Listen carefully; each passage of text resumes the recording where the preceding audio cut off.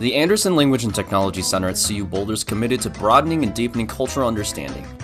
Alltech offers non-credit language classes in person and remotely to everyone year-round. Our flexible and engaging format makes language learning a breeze for anyone. So join a community of like-minded and motivated students who are passionate about traveling and experiencing the world.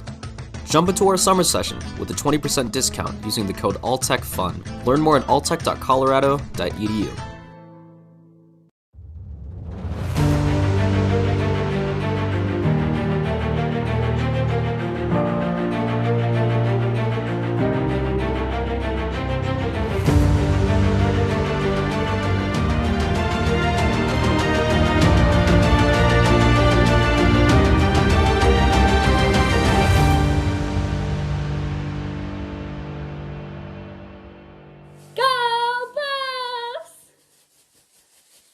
Continuing education knows that at the end, students want to graduate. We believe that there's an option for every student. We are there to help students and serve them. It's our mission. And education is transformational. It changes lives.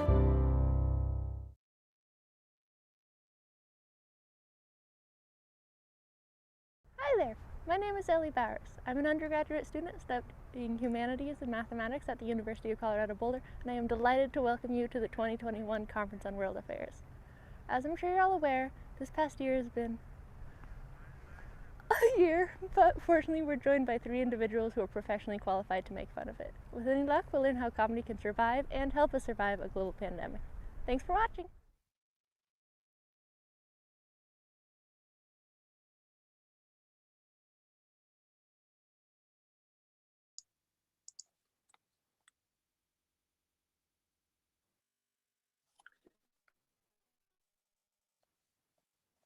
Alrighty. I think this is my moment. This is my moment to start the session, and what a pleasure this is. We are so fortunate in our guests and opportunity here. I have been chosen to take the role of moderator. I'm Patty Limerick from the South American West because I have such a deep research-oriented stance towards humor. And so it's very rare for me to actually lose control and merge into the humor. So I've been chosen to be here because I'm really going to be very serious through the whole thing. And that seems like something, a topic of such substance requires that. So it is my privilege, very seriously, to welcome and thank you for joining the CU Boulder Conference on World Affairs virtual panel, The Art of Breaking Your Leg. And I'm not entirely certain, I think breaking your leg is funny, but if that's what I'm to say, I'll say that. Comedy is a crutch. And here again, I just don't know if crutch is really funny, but we'll work on that. All of the CWA panels are being recorded on YouTube and will be available to watch immediately after each event on the CWA YouTube channel. You may submit questions. You are encouraged to submit questions at any time during the session through the YouTube chat. We invite you to share if you are a CU student and to share the locations you are joining us from. So our first presenter, we're going to begin with short opening remarks from our 3 panelists. Our first speaker will be Mark Reese, the Emmy award-winning writer and producer from The Simpsons. And we have him on our screen with us, but he is not able to be here in interaction with us afterwards. So you will certainly get a full recognition of what a remarkable person Mark Reese is. You'll have his company on your screens, but then he will not be joining us for the discussion afterwards. He's in some remote place where they do not have the connectivity that we needed here. So, but we will have him opening remarks and we'll have him reappear to give remarks during the program. He has won 4 Emmys and a Peabody, 28 years writing for The Simpsons. He has also written 20 children's books, as well as Springfield Confidential, a best-selling memoir of his 3 decades at The Simpsons. And he has written jokes for comedy legends, Johnny Carson, Joan Rivers, Gary Shandling, and this is not a person we usually think of as a comedy legend, but that's going to change. He has also written for Pope Francis.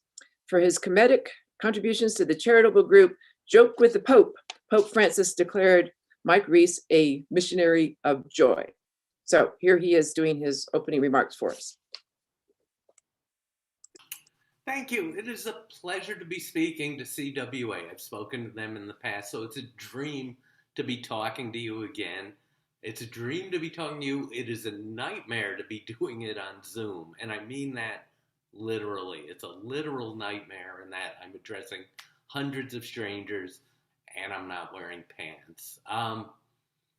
But let me tell you about a worse speech I gave. I was giving a commencement address in 2008 in Charleston, South Carolina. Now, there were 700 people in the audience, and I could hear 500 people laughing at my jokes, but what I couldn't hear was the other 200 people hating my guts. Now, what had I done to offend them? Well, I had made a joke about then President George W. Bush. I called him Satan with a learning disorder. Now, I could see that being offensive if you have a learning disorder or are Satan, but this was 2008, and the world economy had just crashed, not for the last time, and George W. Bush at that moment had a 9% approval rating in America. But apparently all 9% were sitting in my audience that day. So when the speech ended, I was getting ready to take a victory lap, and instead, security rushed the stage and said, "We have to get you out of here. There are people in this audience who want to kill you." And they were not kidding around. Again, this was Charleston, South Carolina. These people carry guns in the shower. I'm just kidding, of course. They don't shower. But I learned a very important lesson that day. The lesson I learned is having a sense of humor doesn't mean laughing at things you agree with. It means laughing at things you don't agree with. And most importantly, it means laughing at yourself. Laughing at yourself even in the very hardest of times. And that's what I want to talk about today, because we've been through and we are still in some very hard times. But let me take you back to another really bad day, and that was September 11th, 2001. Now, the day after 9/11, which I'm pretty sure was 9/12, the day after 9/11, Jay Leno came out as host of The Tonight Show and said, "I'm going to do my show tonight, but I'm not going to be funny." And this was a vow he kept for the next 15 years. Yes, he sucks, and nobody misses him. But the point was well taken. There were articles after 9/11 saying, "Is comedy dead? Can we ever laugh again?" And the answer came 2 weeks later on the season premiere of Saturday Night Live. The show opened with producer Lorne Michaels talking to then Mayor of New York, Rudolph Giuliani. And he said to him, "Are we allowed to be funny?" And Giuliani said, "Why start now?" And that, by the way, began Rudolph Giuliani's comedy career, which continues to this day. Now let's go back to another bad day. This is the JFK assassination, November 22nd, 1963. JFK was assassinated, and Lenny Bruce, the top comedian in America, had to give a concert at Carnegie Hall the next night, and the place was packed. The place was packed with people who wanted to see what was Lenny Bruce going to say. Could he find comedy in this terrible, terrible event? And Lenny Bruce came out on stage, he looked at the audience, and he said, "Vaughn Meter is so screwed."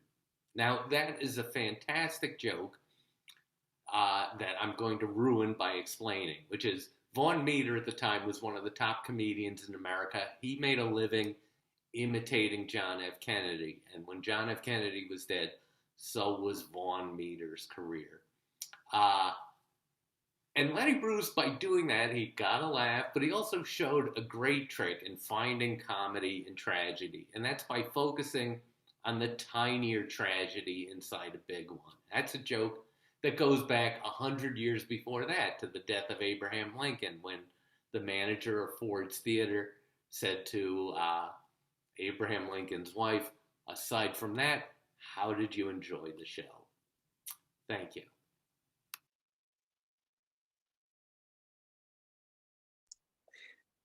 Well, I'm given the prohibition on humor and the seriousness thing, that's gone now. We are not, that actually was a joke from the start. So my gift is not, in fact, that kind of sobriety and solemnity. So it is really a pleasure to have that opening start here and to now turn to Bonnie Burton, who has such a wonderful lineup of nouns after her name: author, journalist, comedian, TV and games writer, show host, and former senior editor at Lucasfilms. She's the author of quite a number of books about popular culture: Art of DreamWorks, Spirit Untamed, Art of DreamWorks, Abominable, Live or Die, Survival Hacks, and so on. She has comics that appear everywhere, and she has a new book here, I think it's new, called Crafting with Feminism, 25 girl-powered projects to smash the patriarchy. So here we go. Let's get the vision of smashing the patriarchy, and then we'll see whether we're going to really be able to make that happen or not. So here we are, Bonnie. Yeah, following like the lead from The Simpsons is like, I feel like the ventriloquist act right after the Beatles, but I'll do my best. So comedy is something that we all need, especially during a pandemic, especially during trying times, whether it's political or world drama and trauma, or just your own personal issues that you've got to be dealing with when you can't see family and friends, and you're slowly making your way towards the shining level of living when you're living alone by yourself. I am a comedic writer and a comedian. I do some stand-up, what I call secret stand-up, because I have very famous comedy friends and I don't want them at my show heckling me. And I've done comedy in the weirdest places. I've done comedy in some, obviously stand-up places where you would, comedy bars and things like that, but also places where I think people need humor the most. And sometimes that is elderly homes. Sometimes that's the laundromat. Sometimes I do comedy at funerals unintentionally, but I don't get booed off the stage, which is nice. I've done even comedy at AA meetings. So I feel like we all need humor in our lives, when we sometimes push it away because we think everything should be serious and everything in our lives should be more dour, and taking things in stride isn't always easy when you can't be around the family and friends that you love, or when your government isn't doing things you approve of, or you feel like you're being persecuted. And I feel like some of the best comics that are around are people that are marginalized, that are people that have to find humor in their lives or they'll go crazy. I like to pretend that I was raised by drag queens. Drag queens tend to be the type of humor that I love because they can do anything and they have to have a certain level of confidence to succeed because they're men dressed as women, and that's not easy. I know, because I feel like a drag queen sometimes, even though I identify as a woman. I definitely identify more as a drag queen. I am definitely not looking drag queen right now, but for me, comedy is a drag queen at a straight bar. It's like knowing how to do comedy in places where you feel like bottles are going to be thrown at you is a skill I think everyone should acquire, whether you're a comic or not. And I think in trying times like these, everyone deserves to flex their funny bone, and you need to do it more often. I definitely am one of those people that suggests doing as much humor as you can in a Zoom meeting. Do it at a will reading. Do it at, maybe not all funerals, like read the room to see if it's appropriate. Definitely don't do it at a stranger's funeral. It's a little not acceptable, but try humor in places that you wouldn't necessarily think would work. I recently got vaccinated, and I'll tell you, doing humor in that line really works well because people are nervous. And anytime you're in a vaccination situation, just think of some humor, any kind of vaccination humor. I feel like the pandemic has definitely spawned a lot of pandemic humor and jokes as well. So, just use your best humor when it comes to germs. Probably keep your mask on when telling jokes. I think that's probably still appropriate. So I'm ruining these opening remarks talking about ways to do humor and non-logical places, but I feel like we're in a non-logical kind of society right now and times, and you just have to kind of bring humor to the forefront. And know when you're depressed, it's okay to be depressed and feel the feelings that you need to feel, but know that humor is just right around the corner to make you feel better. And whether that's watching a TV show that you love, a comic that you love, there's zillions of comics on YouTube and TikTok that you can watch. but also just try out your own humor. I recommend now is the perfect time if you want to do stand-up, do a TikTok stand-up, do a YouTube show, go do stand-up on Twitch. Use this time right now to kind of hone your skills as a comic and a comedic writer, because we're not in bars right now. And we don't have places to go see humor, and people are literally like hungry for humor right now. So this could be your perfect chance to hone your skills and do something different and try to be funny. Yeah, that's my opening statement. I'm not giving you anything about politics or religion per se, or any historic comments about things that like 9/11. But I will say that comedy can save you from yourself. It can save you from boredom, and it can save you from going completely crazy in lockdown. So that's my opening remarks. Thank you, Bonnie. That was truly on target and inspirational. And the use every venue thing is so excellent. And we will return to that. Our third speaker is Mark Stewart. And I am just so envious of everyone's nouns after their names at this particular session. Multi-instrumentalist, singer, song leader, composer, and instrument designer, Mark Stewart. He has been since 1998. He has recorded, toured, and been musical director with Paul Simon.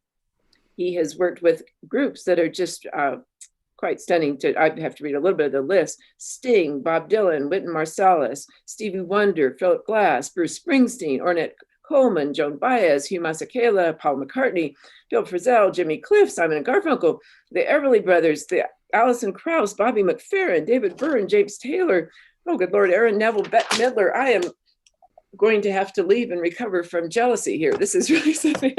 What an extraordinary thing. And right now he is the visiting lecturer in musical instrument design and collective improvisation at MIT, a situation which makes you feel warm and cheerful about MIT in a lasting kind of way. I think he lives in Boston and the Berkshires, playing and writing popular music, semi-popular music, and unpopular music, leading song circles and designing instruments that everyone can play. But Bonnie and I will not be playing those instruments today, I think, unless there's a special treat coming up. So here he is, Mark Stewart.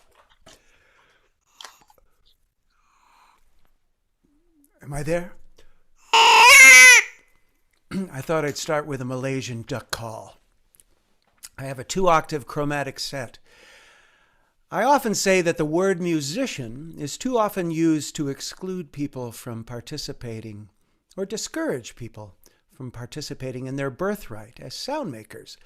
But tonight, I'm going to say the word comedian is too often used to discourage people from participating in their human birthright as humorists. And I think Mike started out just right, and then Bonnie followed up. It's laughing at yourself.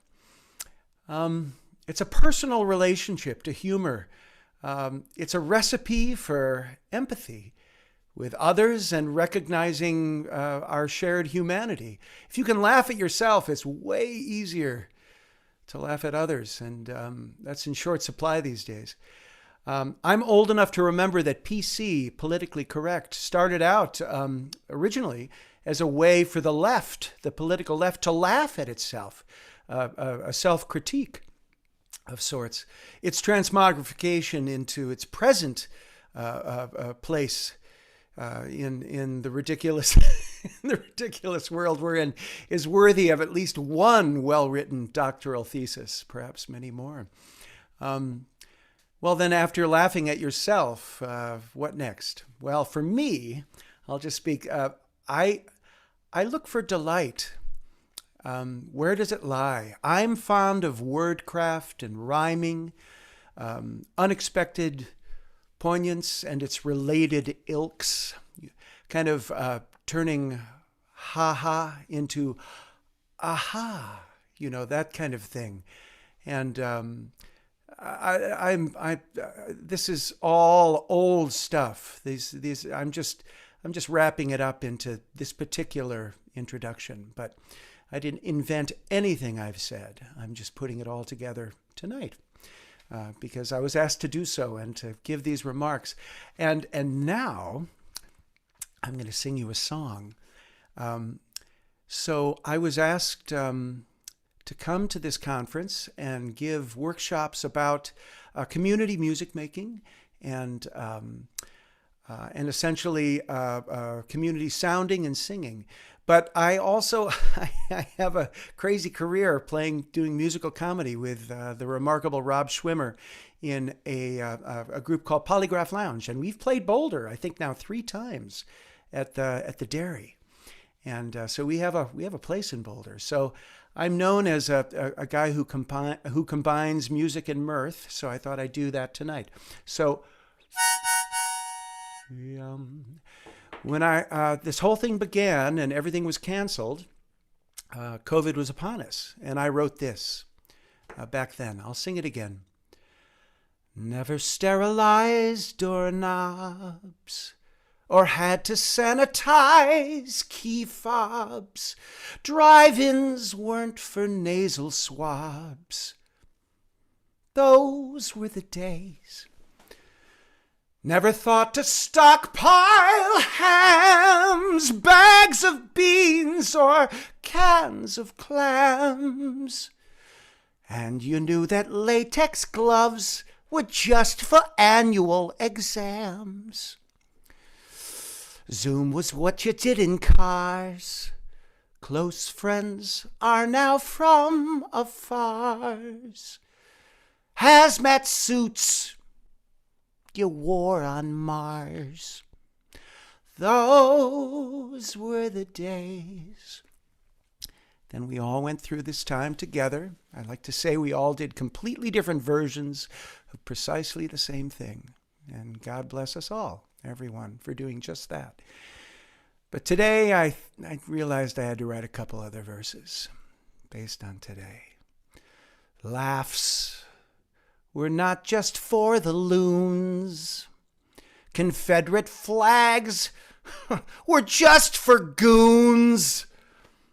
Science, hell, it took us to the moon. Those were the days. Belief was not reality. On classless thugs, we'd all agree. And, you know, I went to college and I went there for free. Right on, Bernie. Non-white voters jump through hoops. Suppression, just this endless loop. Wait a sec. That's still the poop. These are those days.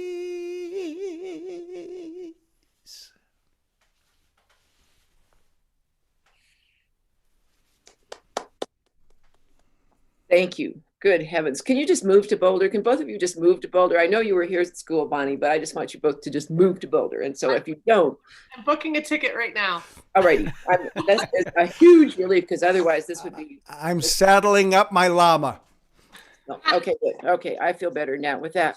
So I thought we might start with the question, this was from our conference organizers, how has the pandemic affected the way you see and use humor in your daily life? And we certainly have heard about that, but it also gives us the occasion to have our traveling friend, Mike, come back in for his opening.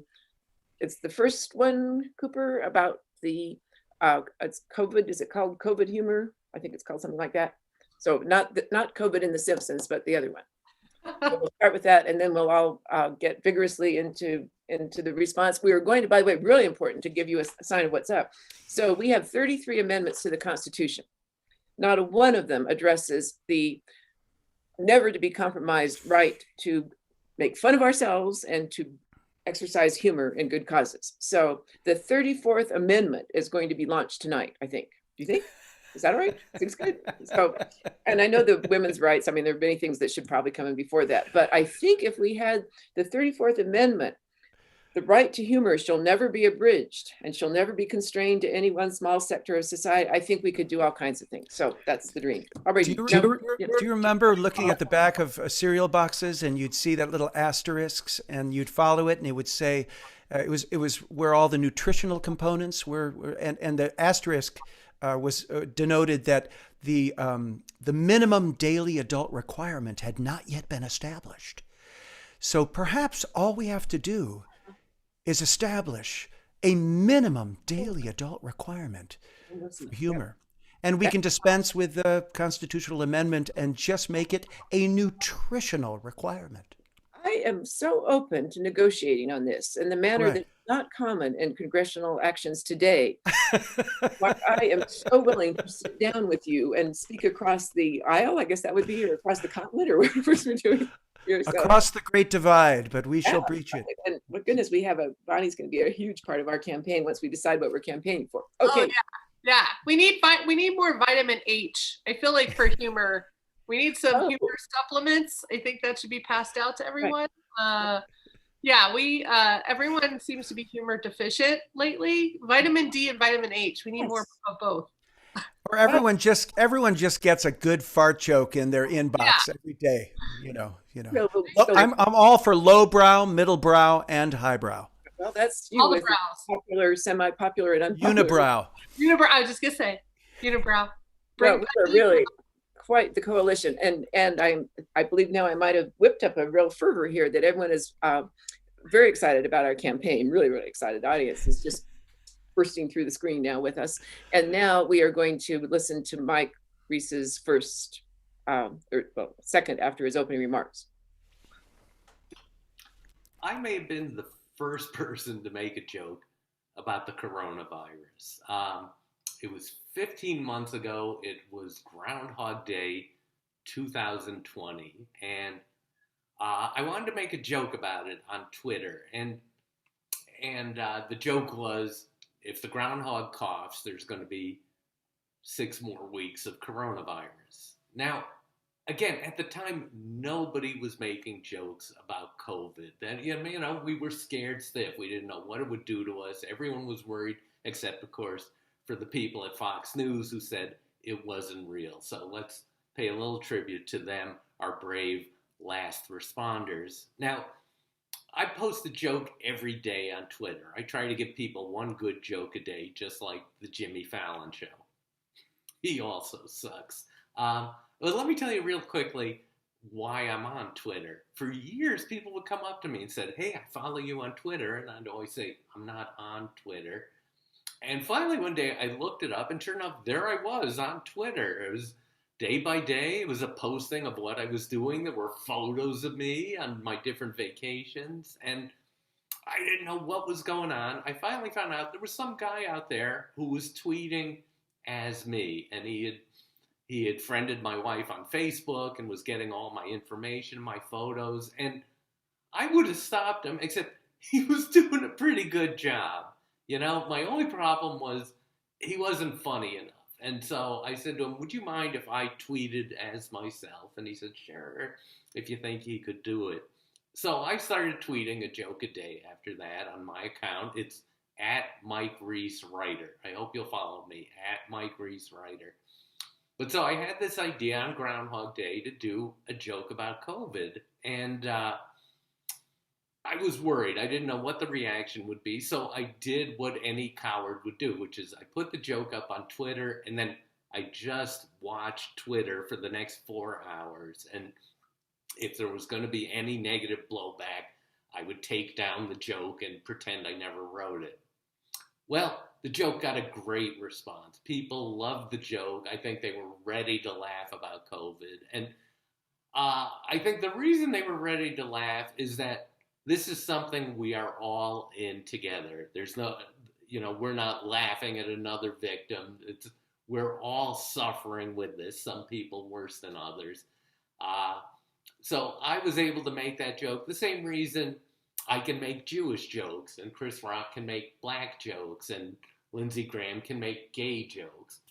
Yes, I just outed Lindsey Graham.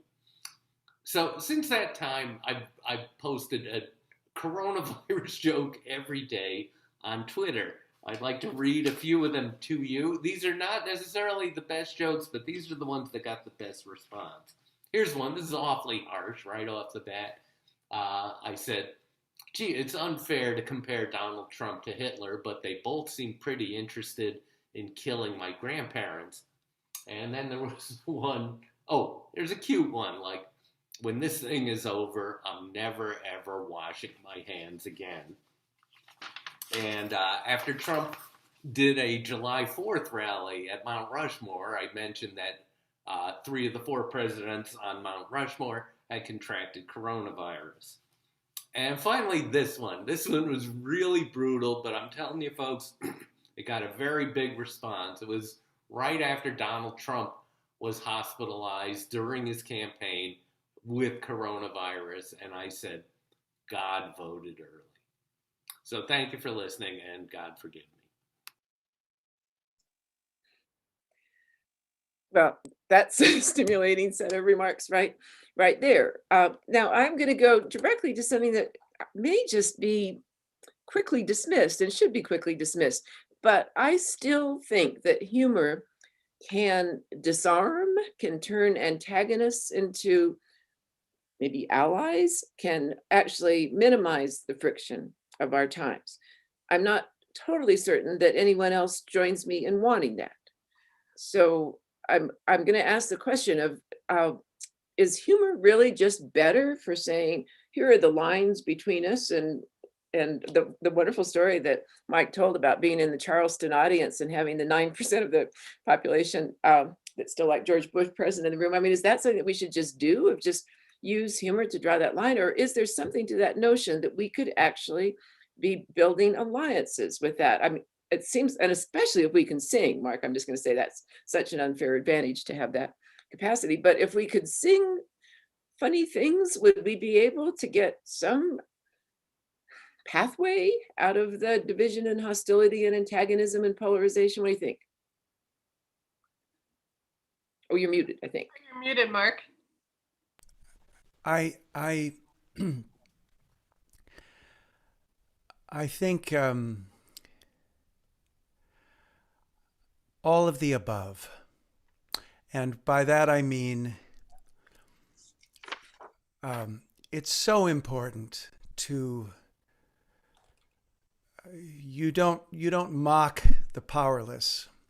You mock the powerful when they deserve mockery. If they deserve mockery, you know. So, and that is going to draw lines. So I think it's very important that humor be something that states the truth in a way that is undeniable to I mean, listen, no one's making a good joke. Listen to that guy. Listen to Mike. Don't you want to know everything that guy thinks? Don't you want to know don't you want to talk to his kids? And I mean, that's some deep lore. That's some ancient knowledge. So we have to honor the fact that that's going to draw some lines and saying, you know, when he made that joke about Hitler and Trump, you know, they both want to kill my grandparents. I mean, no, I want to hear that joke. I want to hear that joke. So, but Patty, you say something that also, the reason I said all of the above, you said something when we're trying to find, and I've done a little research, both in the library sort, opening up books, but also just on the job site as a musician traveling the world, playing with musicians of all different cultures, and having to work through differences of cultural background and kind of emotional comportment based on our cultural differences. And what I've discovered is the areas of commonality are just, I mean, they're like an oasis in a desert. So Patty, I'm going to respond in saying humor is absolutely an oasis in a desert. So when you're telling a joke, tell the joke when you're, tell the joke that everyone's going to laugh at. There's lots we all want to laugh at. There's all, I mean, maybe I'm going to go, I'm just, because I can't help it, I'm going to go back to the fart joke. No, so I won't. But, you know, oh, sorry, leaked out. You know, that was in a Malaysian duck call. I have a 2-octave set of chromatic Malaysian duck calls. That's 2 octaves. I can pretty much do anything in the American songbook with Malaysian duck calls, but it's going to cost you. But in any case, what I'm saying, a Malaysian duck call Everyone's going to love a Malaysian duck call. Everyone's going to love that. So that's what it is. I mean, so yeah, we have to speak truth with humor, but man, find that fart joke everyone can laugh at. Absolutely. And I'll stop now because otherwise I'll just go on and on. That was really great. So, Bonnie, could you get to do your response to this question about the bridge building or the joyful bridge destroying or whatever it is that is the best thing? But could you really take us back to what you started there with the unusual venues in which you perform, where it seems unlikely that you can choose which line to stand in, where you will find like-minded people who will find themselves in complete common ground with you. So could you talk about those really wildly varying venues and how this notion of building bridges or destroying bridges and humor work together? I would say as a working comic, your best way to, I mean, this was how I would always work my my jokes or my stand-up routine. I would practice it, never with friends, always with strangers, because then you get an honest reaction. No one's giving you courtesy laugh. Though I will say I've done that with Lyft drivers and Uber drivers a lot, because if you're stuck in LA traffic, you have a lot of time to talk. And if they're wanting to talk to you, if you do your whole, like, you know, if you just sneak in some of your routine without letting them know that you're actually using them as a test market, you can get some really good genuine laughs. So I've actually done stand up inside a Lyft car or inside an Uber. But also lines. I mean, now we have to be farther apart when we wait in lines, but I've worked out new stuff in Target lines, the lines in Michael's craft store, the grocery store, the DMV, which is always, that's the toughest audience is DMV. They're stuck there. Yeah. So everyone's waiting to redo their driver's license or pay tickets or whatever. You have a captive audience who's already angry, which is a great test market because that's how you deal with hecklers. That's how you deal with all that. But I would say getting my vaccination shot and doing stand-up in a long line in Bakersfield, which is kind of conservative part of California. It's not LA. But they were offering, free vaccines to people because so many people were not showing up for their appointments because they thought COVID was a hoax. So I just went through my whole COVID routine, mostly talking about toilet paper hoarding and how I'm now really into lavender toilet paper because that was the only thing left you could buy. And so now I'm really into lavender. And it got really great laughs because it wasn't necessarily political. I tell this to beginning stand-up comics all the time, know your audience. That's why I'm laughing at this because it's very sad, but true, is that the best stand-up comics were abused kids or kids that basically got hit a lot because you have to read the room very quickly to know if you're in danger. And you kind of have to do that with stand-up comedy. You have to read a room very quickly.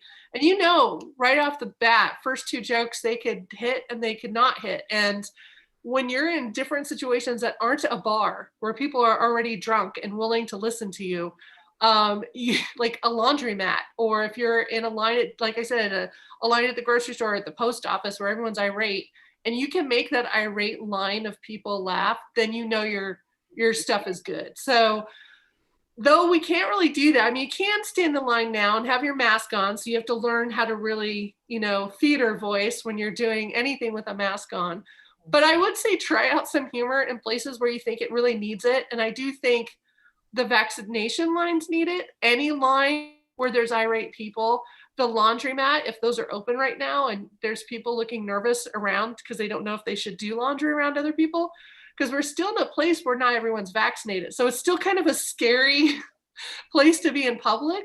But I also suggest, when you're in a Zoom call in a meeting and it's dragging, tell a joke, do something humorous. I mean, definitely don't say anything off color because that's how you get in trouble with HR and get cancel cultured pretty quick. But, say something funny, lighten the mood. Meetings can be so humdrum if you're doing Zoom meetings all day long. You put some humor in there. Show up wearing a funny hat, like a Fez hat with Cthulhu on it. Or if you want, show up with a puppet. There you go. See, the funny hat brigade. I'm telling you right now, that gets laughs. That gets laughs. And if they don't laugh because it's funny, they're laughing because they are worried about you. And that's just as good. I'll take any laugh. Okay. Seriously. Those were wonderful responses. And this is of course, my official fool's hat. And this is my official This is the chicken of civility, by the way, in case I forgot to tell you that. This is the chicken of civil conversation. Alrighty, we're on our way here. This is pretty fun, but it is really fun. And we have been pretty consistently in touch with the tragic and worrying things of our world now. So I want to go to a comment first of all, I want to say that Mike's thing about referring to the Fox News people as our brave last responders, I thought. Yeah, that was What a great, that. There it is. That's worth the price of admission. And yet kind of merry. I mean, not bitterly mocking, quite mocking. No. There's nothing bitter about your perfect humor. It's concise. Yeah. It's just concise. Right. Okay. I mean, the whole statement that it's funny because it's true, it really does ring true. So it's like, if you're laughing, it's because it's true. Okay, so I'll come to one of his statements, and we'll get to another clip from him in just a couple of minutes here. But he has that great remark when he's talking about the Von Meter joke about Lenny Bruce saying that this was a very tragic occasion for Von Meter. And then Mike says, it's really one of the few times where he just goes backstage for his methods and says, that's how you bring comedy and tragedy together. You pick the tiniest tragedy that Von Meter is going to be struggling. And I thought, I am going to just think about that, because that had never occurred to me. And I haven't made much use of it since it never occurred to me. So I'm going to see what I can do with that. But I'm just interested in hearing both of you reflect on that. How do you do the full recognition of tragedy in our times or other times? And certainly Mike walked us through some other examples on that. How can you do the full recognition of tragedy without forfeiting the standing of humor? And I will say, if anyone has ever been to a memorial service where the group didn't laugh at some point because someone got to reminiscing, or maybe quite a bit of people got to reminiscing about the person who was departed, and that person had said something funny, done something so disarming. So every memorial service, I think, has some streak of humor there. So somehow we fell into a world where we thought that being very serious and being very funny were supposed to be polar opposites. A lot of people seem to think that. How can we get that misconception merrily ushered off stage and replaced with the recognition of how these are integrated? I think that I don't think that it's been ushered off stage, but I think that it's been shouted down by the loud voices of contemporary media, and so this is just at least coming from me.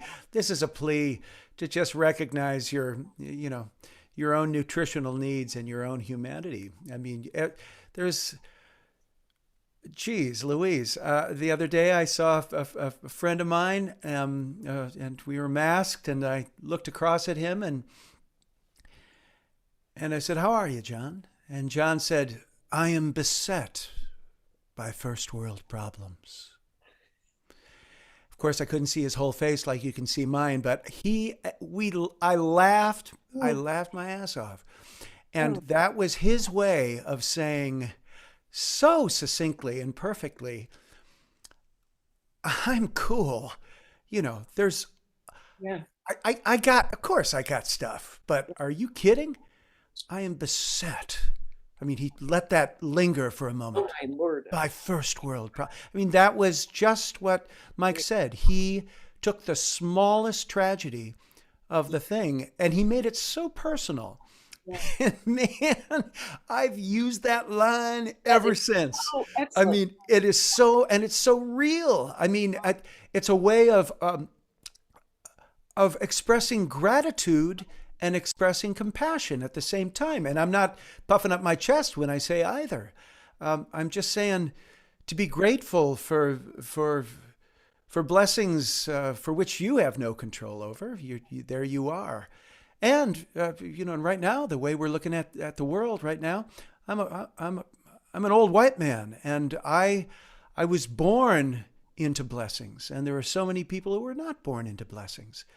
So it not only is it not acknowledging that, it's acknowledging that I am grateful, I am privileged, and I am awake. Right. you know. Oh, I've been looking for 14 months for that remark. Yeah. And Yeah. Well, John laid it on me. So if you you can just just say John said it in thousands of out us, east. John's, yeah, because I have a version of that, but it Yeah. takes like 3.5 minutes. Yeah, And yeah, yeah, yeah. That's a great one. I am beset. And just let a little time pass. I am beset Right. by first world problems. Beautiful. And So, then let everyone off the hook. Yeah. okay, so Bonnie, what do you want to do with this one? I mean, there's always a certain level of gallows humor now with the pandemic. Is how much can you joke about? How can you not? Because people have died, and we can't get past that. There are people in our lives that have died, or they have died due to complications because of COVID, or maybe they couldn't get to the doctor's office when they should have gone, and now they're dying of something else. Like, there's just all these other things. So you can't, put a pause on that, because that's definitely something that's realistic. But some of the things I'm going through personally, I have really bad allergies and really bad asthma, and my coughing is very hardcore. And I've had to make stickers. Well, at first I made a shirt that says, "I don't have COVID, I have allergies."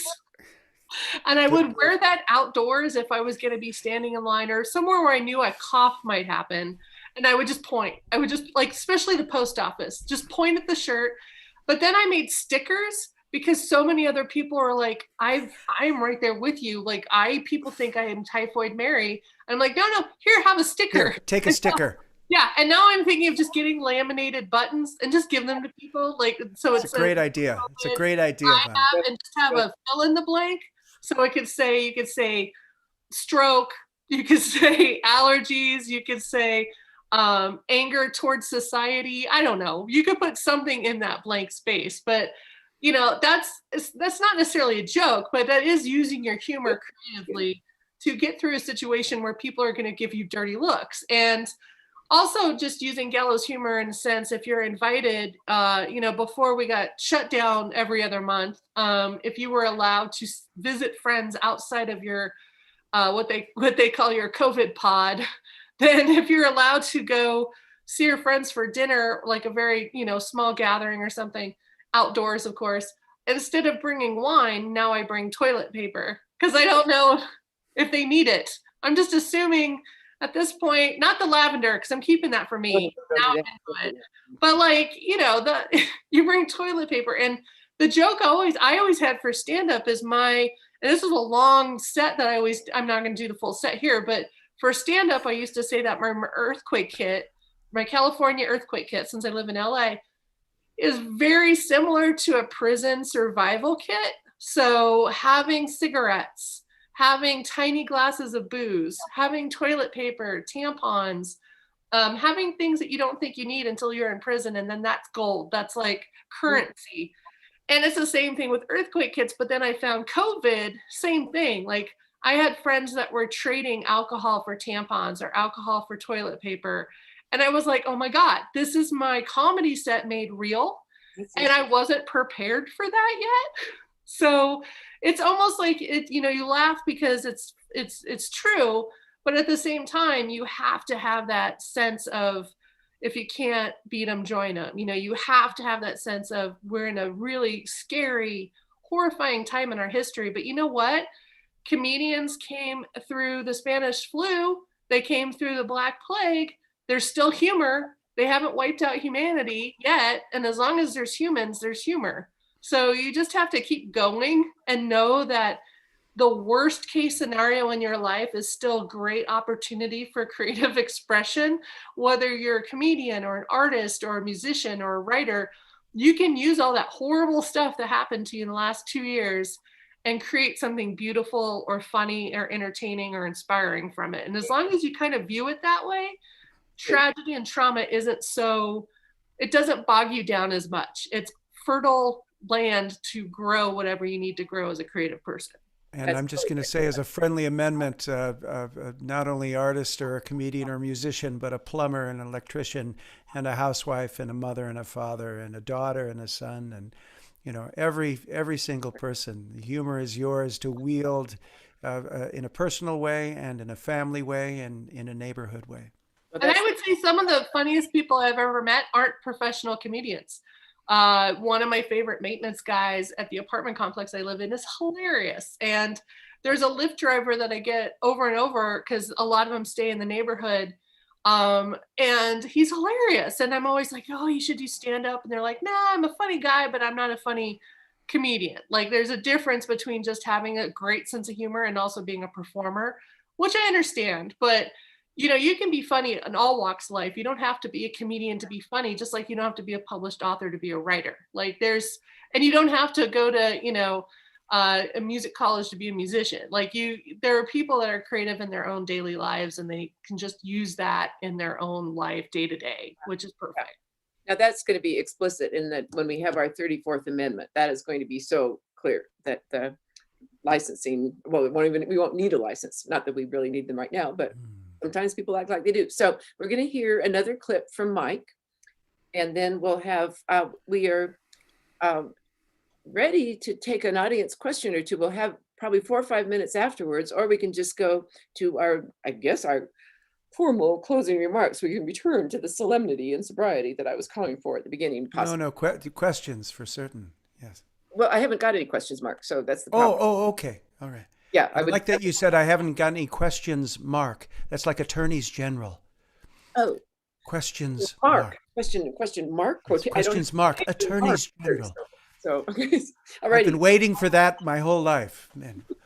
Well, the name Patty has got some of those problems too. All righty. So now we're going to listen to one more segment from Mike Reese.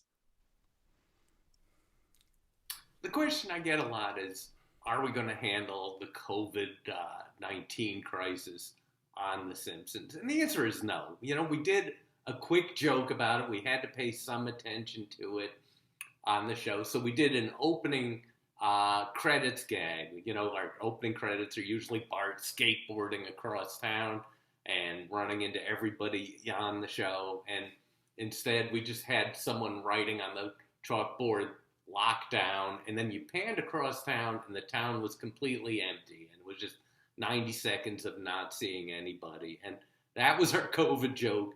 And guess what? It was really depressing. The other reason we're not going to do any COVID jokes is we are not a topical show. People think The Simpsons is topical, but it's not. It takes us 8 months to a year to produce a single episode of the show. So we are, in fact, the least topical show on TV. I mean, making a Simpsons episode is sort of like making a baby. It takes 9 months. It's kind of fun right at the start, and then it gets very messy and expensive. And then when you're finally done with the damn thing, you have to look at it for the next 30 years. So although we're not going to make fun of COVID, we already have. Somebody showed me this clip. It was from an episode I had produced and forgotten about. I produced it 28 years ago, where we had a flu pandemic hit Springfield. And just look it up on YouTube. Simpsons predicts COVID-19. You're not going to look it up. But that's it. We've done it already. It's there. And it gets to the question, how does The Simpsons predict all this stuff? And the answer is we don't really. We predicted, I think, 4 things in 32 years. So we get one thing right every 8 years, and that makes us some of the most reliable psychics in America. So what have we gotten right? Well, we predicted the U.S. would win the gold medal in Olympic curling, which is like, who cares, right? And we predicted that Brazil would cheat in the World Cup finals, which again, who didn't see that coming? And of course, we predicted President Trump. We predicted President Trump back in the year 2000, 16 years before it happened. And I don't mean to keep hitting Trump, but he's gone and that's fine. But the question keeps coming up. We predicted President Trump, and it happened in the writer's room in the year 2000, where we were working on the setup. What's the dumbest thing we could imagine America doing? And someone said, President Trump, and it got a big laugh. And this is the part I'll never forget. The writer's assistant is about to type it into the script, and she turns and looks at us and said, do you think that's too dumb? The point of this whole story is, when The Simpsons makes fun of what's going on in the world, that's considered satire. When the world starts doing stuff it saw on The Simpsons. That's just messed up. Thank you.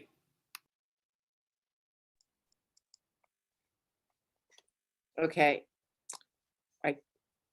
I think I'm back in here. Am I back in here? Yes, I think I am. Okay, we have a question. We got a question. Well, I just want to add real quick, the thing that Mike just mentioned, the things Simpsons predicted article, I wrote that for CNET. So I wrote that article. I mean, many journalists have written that article, but there's a lot more than 4 things. They also predicted murder hornets way before we had murder hornets. So Mike is lying to all of you. Simpsons is prophetic. Watch The Simpsons religiously, and I guarantee you many, many, many, many things do come true. That is frightening. It's actually a little bit terrifying, but really great to know and contemplate. So we do have Deborah Haley has asked us a question. Besides oneself, what topic is okay fodder for a joke? Or should amateurs just stick to self-deprecation? That's quite an interesting technique and practice query there. What do you think? I think self-deprecation is a great start, and it can be a touchstone for anything else, because essentially what you want is you either want to find out how much trust is in the room. You don't presume trust. I mean, essentially, if you're going out on a limb, you have to assume some of the risk. So find out what's going on. A great way to do that is to say, I'm laughing at myself. So when I laugh at somebody else, I've already laughed at myself. So I will say, and certainly if you are a member of a clan, you can tell any joke you want about that clan. That is fine. If you are not a member of that clan, a good rule of thumb is don't tell a joke about that clan until you've, spent, some time in the clan, and the clan says, hey, you're kind of an honorary clan member. Yeah. Great. Speaking as a guy who wears a kilt fairly often. Yeah, I would agree with that. There's self-deprecation, but there's also self-confidence too. So if you don't want to go the self-deprecation route, but you're not a Barbie, you're not a Ken doll, you are a big girl, or, you're a balding dude or whatever, and you want to claim that as being awesome, I think that is great in humor as well. Some of my favorite comics are not people, they say a voice for podcasts, or a face for podcasting, a face for radio. It's the same thing with comedy. I actually mistrust really attractive comedians, because I'm like, there's no reason that you should have ever been this funny, because we use humor to not be beat up, to get basically attention from the beautiful crowd. This is usually comedians started as kids. They're doing it for attention, for their parents to pay attention to them, or to be class clown. There's a reason that the mafia liked comedy geniuses as part of their troupe. You know what I mean? It wasn't just the Sinatras. It was also the Don Winkles, the Wrinkles, and all that kind of comedy. Same with drag queens. You have to have a certain level of confidence. You cannot be a self-deprecating drag queen.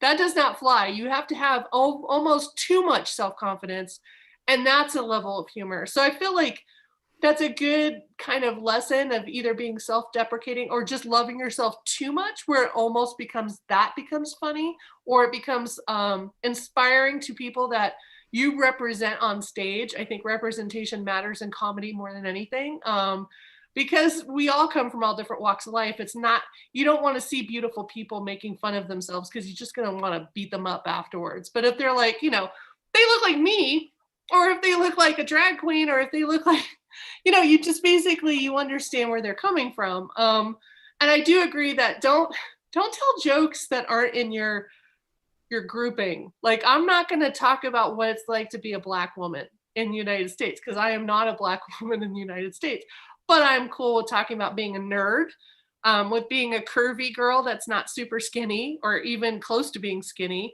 of being a girl that basically is kind of the odd girl out in the gay community for being bisexual, which isn't always accepted on both sides. And there's enough humor there. And also being horrible at dating. I feel like that's also a group that doesn't get enough attention. Where's our Pride Parade? Where's the parade for people who are bad at dating? I feel like Grindr and Tinder should sponsor it. We should get our own flag and everything. Where's that? So I feel like you could have enough groupings where you don't need to venture outside of something you're not. I'm not going to tell a Jewish joke. I'm not going to tell a gay boy joke. I'm not going to even tell a Republican joke that I know Republicans will laugh at because that's disingenuous. So you kind of have to know yourself as much as you know your audience. Perfect. Right. Okay. So we are at the end of our time, and we can have maybe 2 minutes each. I'll extend over a little bit. I was so taken, Bonnie, with your point about the tough childhoods of people who go into that. And so, boy, speaking of the intertwined nature of merriment and pain, that seems like a really interesting thing. I will just say quickly for myself, which I'm really not supposed to do as the moderator, but my mother and father were quite stern. And the one thing that you knew could save you if you were in trouble, well, nothing really could save you unless you had a funny story. And that would distract them. And they would forget that you had been very bad and that you needed to be treated in a properly stern manner. And so where did my habits come from? It's kind of like, well, I wouldn't mind having a little bit more subtlety in that. That's pretty blatant about what happened there. So 2 minutes about, if you want to do the why you would be a person really in the humor world. Mark and Bonnie, you can do that. And you can do absolutely anything you would like to do in terms of if I don't say this, I'm going to be sad if I don't get this in. I'm going to go first because I have a feeling Mark is a great person to end on because you're an entertainer by trade. And also I love hearing you talk. I would say that I had kind of a rough childhood in the sense that my parents loved me, but my dad was always working, my mom was always working. So their time was limited with my brother and I. And so it was almost like the Gong Show every night at dinner where my brother and I were competing for attention, and my brother is great at sports. So my dad's already on that level.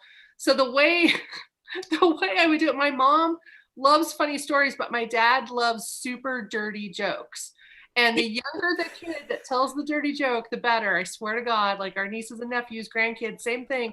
And he just loves a dirty joke. And I learned an appreciation for body humor, for dirty jokes, for classic, a rabbi, cowboy, minister walks into a bar kind of jokes, like play on words kind of jokes. He likes any dirty joke involving a priest. I don't know why, but it's like, you learn that as a kid, and then you learn real quick, those aren't the jokes to tell at school, but especially if there's nuns at your school. But yeah, you just learn that pretty early on as a kid of how to use humor as a defense, as a way to get love. Unfortunately, sometimes there's a lot of comedians that's the only way they think they can get love. So, you have to go through a certain amount of therapy if you want to be a stand-up comedian professionally. But I will say that humor is a great communicator for people that you can't normally talk to on a regular, normal human level. You can get through to people with humor. And I would also say it's a great way to bond. And I think we need that more than anything, especially nowadays, is genuine human contact. That's disappearing, and we need to keep that going. And sometimes humor is the best way to do it. So for me, this panel has been a joy because it does really dig deep in the fact that during trying times, humor is not just a good Band-Aid, but it's a good Neosporin. It keeps things from getting infected, but also it keeps things, it helps you heal faster. And I think humor is a good way to bring people together, but also to understand each other on another level. And I think understanding and healing is kind of what we need right now. And humor is a great vehicle for that. So Great. That's my closing statement. Hey, so Mark. What a pleasure, Bonnie. And Patty and Mike. I grew up in a household with a lot of laughter and a lot of music. My father is still the all-time funniest, silliest entity I've ever run into, and it's great to close on silliness because maybe that might be something that truly, people always say to me, I make my living playing rarefied music with rarefied cats, wonderful folks. At the same time, the thing I love is eliminating that boundary and getting everybody singing. So I like both. I'm not going to argue against Beethoven, and I'm going to say Pete Seeger had it right. And humor, the same thing, man. Silliness, I think that's the universal language. People say music's the universal language. I'm going to say right now tonight, silliness is the universal language, you know, and it's not something that an adult invented. A child finger paints with silliness in ways. I mean, what is that thing we say? What did I laugh at before you came along when you're greeting your nephew or your niece or your daughter or your son or a neighbor's child? I mean, what did I laugh at before you? So my dad was just unbelievably silly. We still, my sister calls and she'll say, hello. And I'll say, is this the party to whom I'm speaking? Well, those were just two of thousands of different riffs he would do. It was just, hey, Dad, Dave Johnson, Mr. and Mrs. Johnson's boy? There was just no end to his lovely, playful, it was part of everyday life. And he was an Episcopalian priest who helped hundreds of people die. He was there at their last breath. He understood the nature of tragedy and comedy, and he understood their absolute connection. And, the birth and the death are equally sacred times. And what we do in between, hey, man, let's make sure we laugh a lot. Even if the daily adult requirement has not yet been established, let's just say, hey, until the asterisk is gone from the box of the special K, let's just, and don't, if there's a good fart joke, right out and, take a chance. Well, there is a note, I guess we could call it a note to close on.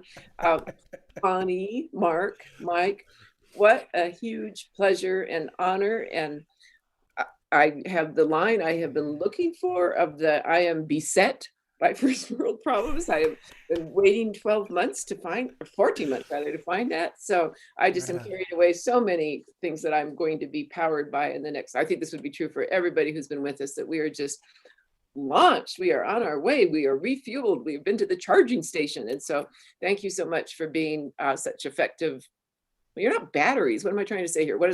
My metaphor is going completely awry here, but whatever it is, we are recharged. So thank you.